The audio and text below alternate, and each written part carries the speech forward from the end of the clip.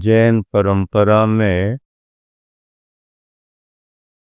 दिगंबर जैन मुनियों की चर्या का संदर्भ चल रहा है। दिगंबर जैन मुनि पैदल पैदल विहार करते हैं, ये सभी जानते हैं। दिन में एक बार ही खड़े होकर के अपने हाथों की अंजलि बनाकर दान दातार गृहस्थों के द्वारा दिया गया आहार उसी को ग्रहण करते, उसमें भी निर्दोषता का ध्यान रखते हैं। कोई अशुद्ध वस्तु, अंतराय आदि जीव जंतु, बाल, चींटी, मक्खी, मच्छर आदि से सदोष हुआ आहार अंतराय कर देते हैं, ग्रहण नहीं करते हैं। दिगंबर तो रहते ही हैं। स्नान व्रत का पालन करते हैं, अर्थात स्नान नहीं करते हैं। और सबसे बड़ी बात, केसलुंच करते हैं, जिसकी चर्चा चल रही है। केसलुंच वैराग्य का प्रतीक है, शरीर के प्रति निष्प्रहता का प्रतीक है। ऐसा केसलुंच और अगर आप प्रवृत्ति में हो तो आपको 2 माह, 3 माह, 4 माह में करना जरूरी है। अगर कोई ध्यान में है 4 महीने 6 महीने का ध्यान कर रहे हैं तो ध्यान में केसलुंच का कोई विकल्प नहीं। युगादि पुरुष आदिनाथ ने मुनि दीक्षा ली, 6 महीने का ध्यान किया। दीक्षा लेकर के कितने दिन का ध्यान किया? 6 महीने का ध्यान किया। 4 महीने की समय सीमा आगे बढ़ गई, कोई विकल्प नहीं। ध्यान में है, प्रवृत्ति नहीं है, तो केसलुंच का भी कोई विकल्प नहीं। बाहुबली स्वामी दीक्षा लेकर के ध्यान में खड़े हो गए, 1 बरस तक तप करते रहे। कितने बरस तक? 1 बरस तक तप करते रहे। 1 बरस उन्होंने केसलुंच नहीं किया, केसलुंच का विकल्प भी नहीं किया। अब अगर कोई बाहुबली का उदाहरण लेकर के ये कहे कि बाहुबली ने 1 साल तक केसलुंच नहीं किया तो हम भी 1 साल तक बालों को रख सकते हैं, तो बाहुबली ने ध्यान किया, तुम भी ध्यान करो। बाहुबली ने आहार नहीं किया 1 साल तक, तुम भी आहार मत करो। अगर प्रवृत्ति कर रहे हो, आहारचर्या हो रही है, विहार हो रहा है, तो समय सीमा के अंतर्गत केसलुंच करना जरूरी है। अगर आप निर्वृत्ति में हो, आहार विहार से मुक्त हो, ध्यान में बैठे हो, खड़े हो, तो केसलुंच का कोई विकल्प नहीं।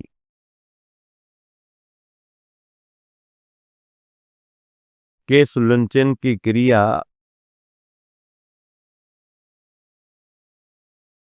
इसलिए भी प्रामाणिक और तथ्यात्मक है, वह स्वाश्रित है। अब सब कुछ त्याग दिया है, आरंभ परिग्रह कुछ भी नहीं है, बाल बढ़ रहे हैं, और अगर केसलुंच नहीं करते हो तो कटिंग कराना पड़ेगी, कटिंग दूसरे से कराना पड़ेगी, दूसरा करेगा तो वो पैसा मांगेगा, पैसा कहां से दोगे? पर आश्रित होना पड़ेगा, स्वाभिमान बाधित होगा, याचना करना पड़ेगी। और साधु जीवन स्वाभिमानी होता है, याचना नहीं करता है। इसीलिए अपने कार्य में याचना ना हो, याचना की ओर पूर्ति ना हो तो दीनता आती है। दीनता का भाव ना आए, स्वाभिमान बना रहे, स्वार्थपना बना रहे, अपने शरीर के प्रति निष्प्रयता बनी रहे, राग भाव कम हो केशों के प्रति, बालों के प्रति, इसलिए केश लुंचन किया जाता है।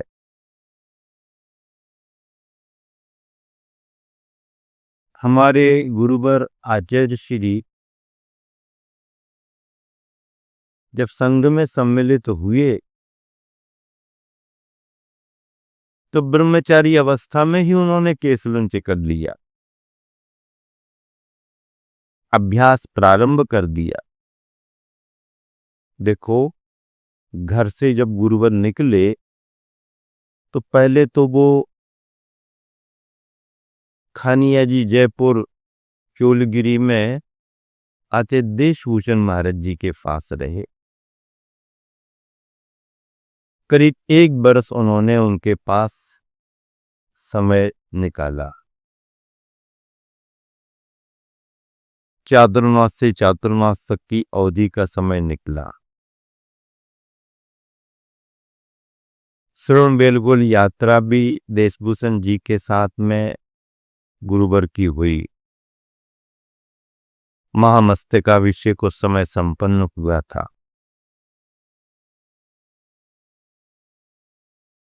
लेकिन जैसे ही उन्हें आभास हुआ कि आचार्य देशभूषण जी अब इसी प्रदेश में रहेंगे, सद लगा के आसपास ही रहेंगे, तो गुरुवर को लगा कि जिसे मैं छोड़ करके गया, हर लौट करके पुनः वहीं आना पड़ा और वहीं रहेंगे तो निर्विकल्प नहीं रह पाएंगे, साधना अध्ययन में बाधा आएगी। तब वहां से भी वह अपने गुरुवर देशभूषण जी का आशीर्वाद लेकर के पुनः राजस्थान की ओर आगे बढ़ गए। सारे संदर्भ आप सबको मालूम है, आप सब कथानक पढ़ते हो, कैसे आगे बढ़े, कितना कठिन उनका रास्ता था। सप्तम प्रतिमा होने के कारण उनका भोजन पानी रास्ते में कहीं हुआ नहीं। बड़ी कठिनाई सहन करते हुए गर्मी के उस वातावरण में चातुर्मास के पहले पहले पुनः अजमेर पहुंच गए। अजमेर से किशनगढ़ पहुंचे, कजौड़ी मल जी मिले, ज्ञान सागर जी के दर्शन हुए। क्रम आप सबको पता है। 11 माह वह गुरुवर ज्ञान सागर जी के पास रहे और 11 माह में ही उनकी इतनी तैयारी हो गई, इतना अभ्यास उन्होंने किया, अपने गुरुवर को इतना आश्वस्त किया, गुरुवर का उस युवक पर इतना विश्वास जमा कि देखो, वो राजस्थान के, वो कर्नाटक के, पहले कोई परिचय नहीं। एक युवक नई उम्र का आया है, निवेदन किया है, गुरुवर ने भावनाएं देखी, निवेदन सुना, पार की नजरों ने युवक को पहचान लिया और वृद्धावस्था में उन्हें भी किसी योग्य शिष्य की जरूरत थी और उस शिष्य के लिए किसी योग्य गुरु की जरूरत थी। मैं तो बार बार कहा करता हूं, कहने में अच्छा भी लगता है कि प्यासे को पानी की जितनी जरूरत होती है, पानी को भी उतनी ही जरूरत प्यासे की होती है। कोई प्यासा हो और पानी ना मिले तो उसका जीवन यूं ही चला जाता है। और पानी रखा हो और पीने वाला ना हो, तो पानी का भी क्या महत्व है। उस वृद्धावस्था में गुरुवर ज्ञान सागर जी को भी योग्य शिष्य की तलाश थी और इस युवा शिष्य को अपने जीवन के लिए योग्य गुरु की तलाश थी।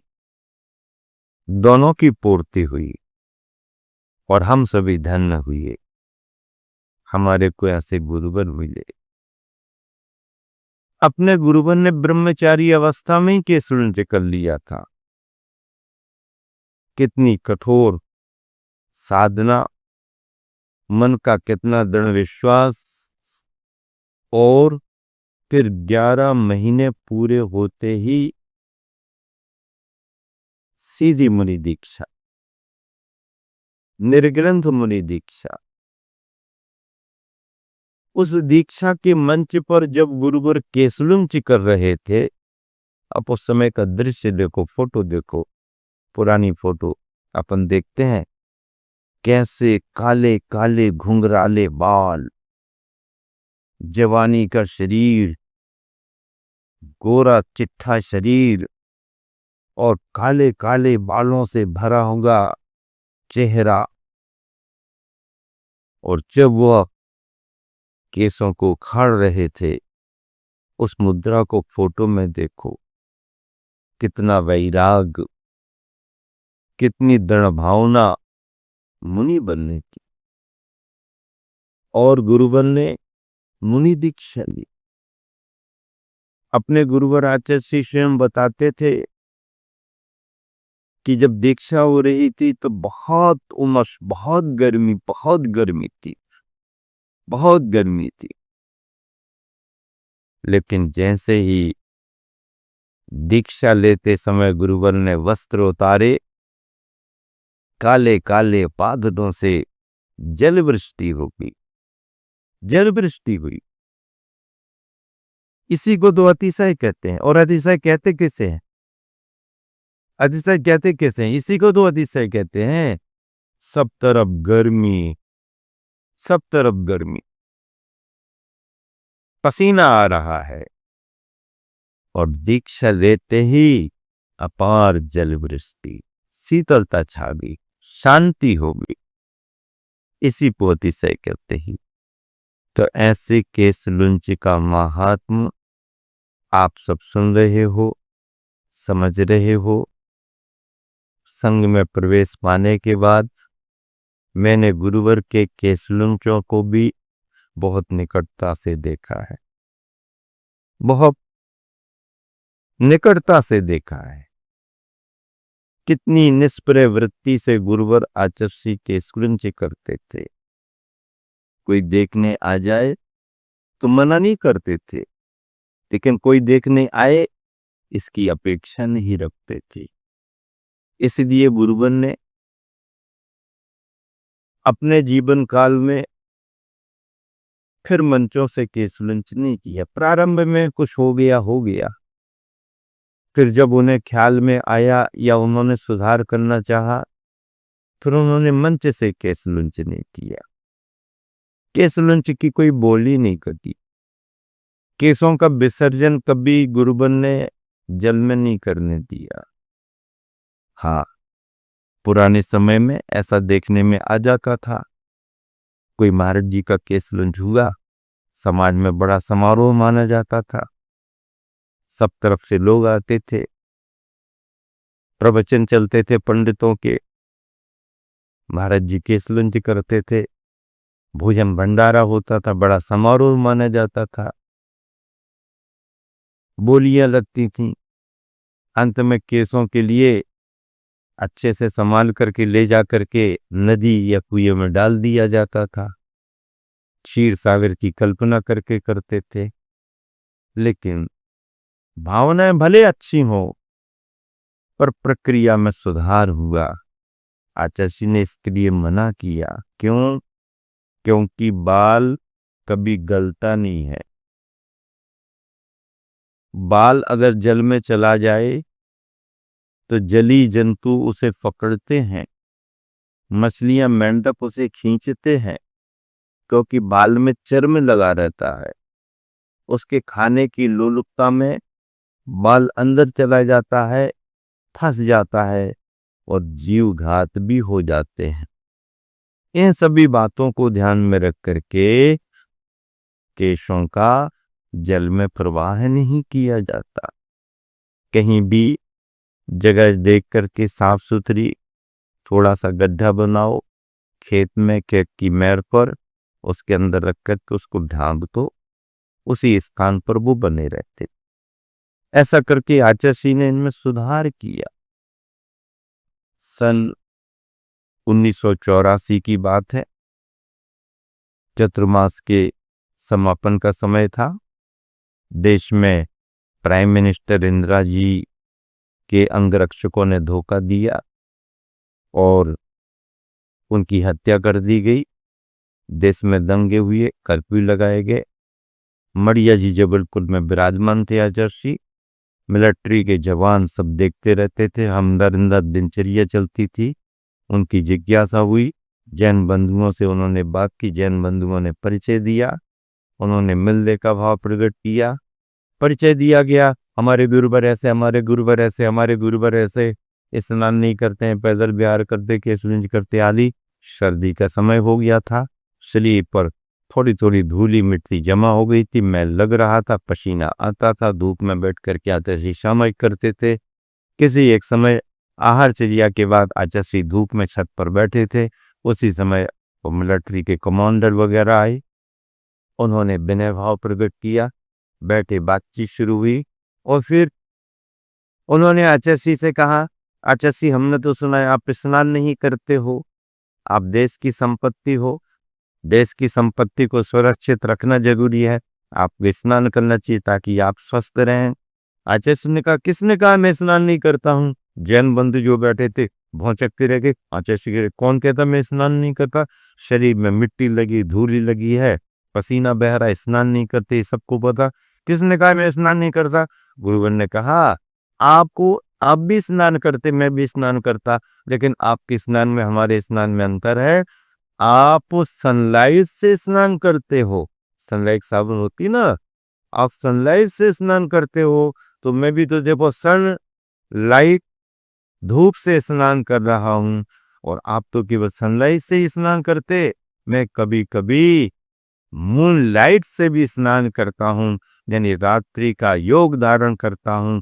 तब सुन करके लगा, अरे बुरबर अपने कहने के तरीके को कैसा बदल देते हैं। स्नान तो नहीं करते हैं, लेकिन सनलाइट और मूनलाइट की चर्चा जोड़ करके उन्होंने नया नजरिया सभी के लिए दिया। सभी बहुत खुश हुए, प्रभावना का कारण बना।